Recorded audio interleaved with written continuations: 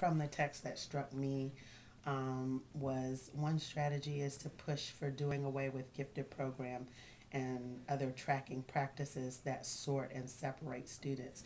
And I think that in the long run, that is very beneficial because if you're enriching all the students, just not the students who are labeled as gifted, you might find some hidden talents or some hidden strengths from all of your students. And why shouldn't all students be exposed to that gifted material? Something else that struck me as very interesting is about the people who feel that they are entitled to the best and usually find the means to obtain it. I know that in my classroom, I try to, when those students are taken out for the gifted program, I try to find some enrichment activity for the others who are left because they start feeling bad. The older that the children get, they start developing this complex that we're left here because we're not as smart as everyone else.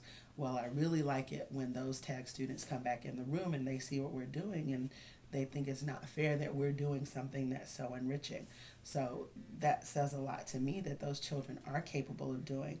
And then the other one, the parents who are pushing, they are wealthy and they are Caucasian and they are pushing their kids to be labeled as gifted when they're truly not.